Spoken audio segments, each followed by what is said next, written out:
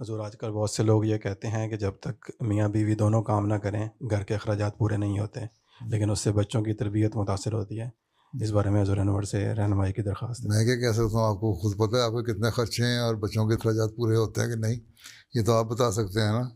مجھ سے پوچھے میں کہوں گا قناعت کرو تو اخراجات پورے ہو جاتے ہیں۔ اور بچوں کی تربیت تو بہرحال پہلا فرض ہے۔ جب اللہ تعالیٰ نے بچے دیے ہیں تو ان کی تربیت کرنا بھی تو فرض ہے نا، ذمہ داری ہے نا ماں باپ کی۔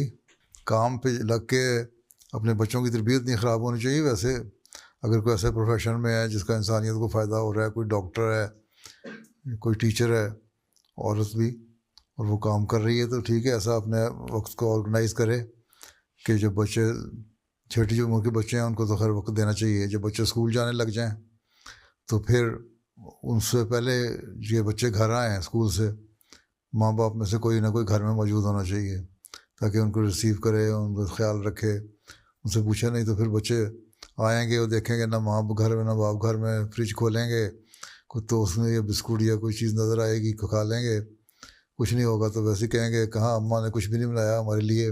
پھر اس کے بعد کوئی نگرانی کرنے والا نہیں تو باہر چلے جائیں گے کھیلنے کھولنے کے لیے، اور ہو سکتا ہے کسی غلط صحبت میں بھی پڑ جائیں۔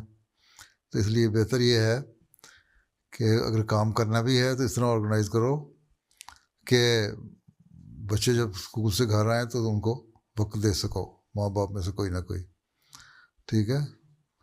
باقی خرچے کم کریں تو ٹھیک ہے، اگر دنیا کی خواہشات بڑھتی جائیں تو کہیں اس کی تو لمٹ ہی کوئی نہیں، ٹھیک ہے، وہ تو بڑھتی چلی جائیں گی، آگے جا کے آگے نظر آتا جائے گا اپنے سے اوپر۔ اس لیے حدیث میں آیا ہے کہ تم دنیاوی معاملات میں، عمارت میں یا پیسے میں یا دولت میں اگر دیکھنا ہو تو اپنے سے کم کو دیکھو تاکہ تم اللہ تعالیٰ کا شکر ادا کرو کہ اللہ تعالیٰ نے مجھے اس سے بہتر بنایا ہے۔